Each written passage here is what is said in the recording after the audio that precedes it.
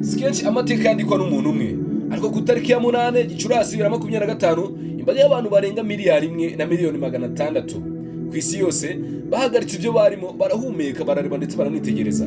Ubwo umwotsi wera wabwiraga isi yose ko habonetse papa mushya. Ariko si uwo mwotsi wera wonyine wahinduye amateka, ahubwo n'uwari ugiye kuvamo. Umunyamerika wa mbere mu mateka, Cardinal Robert Francis Prevo, wahawe izina rya Papa Leo XIV, yabaye papa w'isi yose. Uri kumwe na Entertainment, maze rero ukakoze subscribe, ukanda like cyane, comment kugira ngo ibiganiro nk'ibi tuzajye bigucika kandi ibiganiro tugenda tumenyeramo ibintu bigiye bitandukanye mu buzima bwa buri munsi. Uyu Papa Leo XIV yavutse tariki ya 14 September 1955 mu mujyi wa Chicago, ndetse ni muri Leta Zunze Ubumwe za Amerika. Amazina ye y'ukuri ni Robert Francis Prevo, akaba ariyo mazina yiswe n'ababyeyi. Uyu akaba yarakuze mu muryango usanzwe wizeye Imana, ariko kandi nta gikabaje cyangwa se nta gitangaje. Akaba yari umwana ucicitse cyane, uzi gutega amatwi kandi wakundaga ibikorwa by'urukundo ndetse n'ubutabera. Uyu Papa Leo wa 14 mu buto bwe yagaragazaga ubushishozi ndetse n'ubupfura n'inyota yo gufasha abandi. Ibi ngibi akaba aribyo byaje gutuma mu 1977 yinjira mu muryango wa Gikirisitu witwa Order of St. Augustine. Uyu muryango rero ukaba uzwiho gutanga uburezi, ubutumwa n'ubwitange mu bihugu bigiye bitandukanye. Nyuma yo kwiga teoloji n'amateka ya Kiliziya, yakomeje amasomo i Roma, aho yize canon law, amateka agenga Kiliziya gatolika, ndetse akayarangiza afite impamyabumenyi y'ikirenga. Uyu Papa Leo wa 14 mu 1982 nibwo yahawe ubusaseridoti, ndetse yahise yoherezwa muri Peru, aho yakoreye imyaka irenga 15 akorana n'abantu boroheje, abana b'inzererezi ndetse n'abimukira. Icyo gihe yahise ahinduka umuntu ukomeye mu bantu, ndetse ariko ibyo bintu yabikoranaga isura itari ukugira ngo amenyekane, ahubwo ari ukugira ngo akore ibikorwa gusa bifasha abantu. Abo yakoreraga bose bamwitaga padiri w'abantu bose, kuko nta jambo ry'amafuti ryamuvagaho, ndetse nta rusaku cyangwa se igitutu. Nubwo imirimo ye nyinshi itagiye ivugwa mu binyamakuru, ariko yagize ikihindura mu buzima bw'abantu, ndetse ibihumbi n'ibihumbi byose byagiye bihindurwa n'imirimo ya Papa Leo wa 14.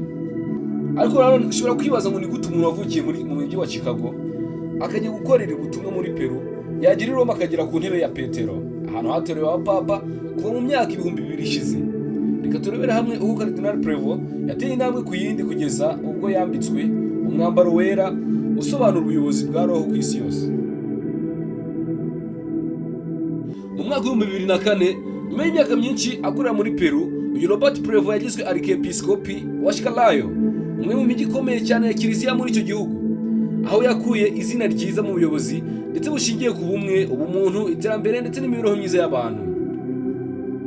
Nyuma yaho Papa Francis yamubonyeho ubushobozi ndetse budasanzwe, amuzana i Vatican mu 2020, amuha inshingano nk'umwe mu bayobozi bakuru b'inama y'abepiskopi ishinzwe abihaye Imana ku isi yose. Ndetse mu 2023 yashyizwe ku mwanya ukomeye nka Prefet wa Dicasteri ishinzwe abepiskopi. Izindi zikaba zari inshingano zo kugenzura ndetse no gutoranya abepiskopi hirya no hino ku isi. Iyi ni imwe mu nshingano zikomeye cyane muri Vatican, kuko umuntu yifite aba ameze nk'ukuri kw'ijwi ya Papa mu bijyanye n'iyobokamana ry'abayobozi. Ndetse bamwe batangiye kubona nk'umuntu wifitiye amahirwe yo kuzakomera ku buyobozi bwa Kiliziya. Ndetse inama y'ibanga y'abakardinali 119 yabereye i Vatican, amazina menshi yagiye avugwa ko ashobora gutorwa cyangwa se hashobora gutorwa undi mu Papa. Ariko uyu Prevo ntiyari kwisonga, kuko hari abandi bakardinali bajyaga bavuga ko bashobora gutorwa bagasimbura Papa wari umaze kuvaho akaba Papa w'isi yose. Nyuma y'itorwa rya 4 tariki ya 8 Gicurasi ahagana saa 12 z'umugoroba, nibwo umwotsi wera waturutse ku gisenge cya Chapelle Sistine, abari imbere ya Bazilika ya Mutagatifu Petero bahise basakuza, bamwe bararira, abandi barasenga, ndetse abandi baratungurwa. Ubwo Cardinal Dominique Mohammed yahise ahagarara ku rubaraza, maze avuga amagambo ategerejwe cyane: Habemus Papam, dufite Papa. Ati Eminentissimum Reverendissimum Dominum Robertum Prevo.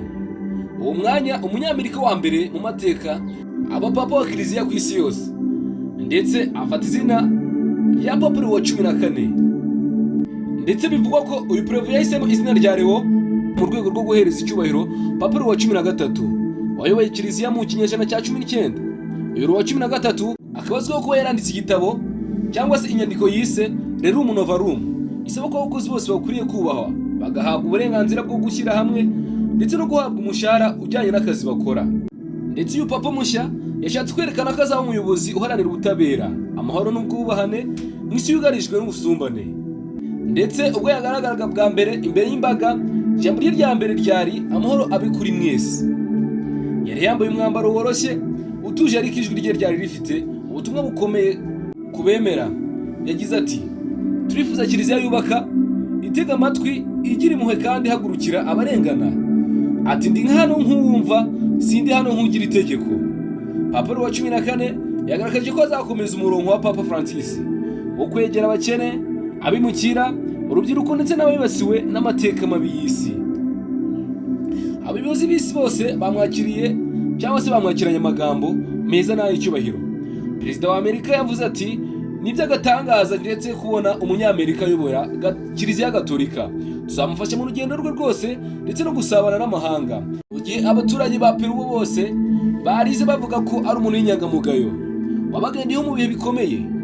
Abantu bo mu Bufaransa, mu Butaliyani ndetse no mu Rwanda, abayoboke ba kiliziya benshi bagaragaje ibyishimo. Ubu ngubu uragera ahantu hose ugasanga abantu bose barishimye kuko habonetse umuyobozi uhagarariye kiliziya gatolika ku isi yose. Rero amateka yanditswe si uko ari Umunyamerika wa mbere wabaye papa ku isi, oya, ahubwo ni uko uyu mugabo yazamuwe neza mu bantu, azamurwa n'ubuntu bwe, umurava ndetse n'ishyaka agira. Ndetse uyu mugabo yashakaga ubutumwa, none birangiye abugezeho. Isi itegereje byinshi kuri Papa Leo wa 14.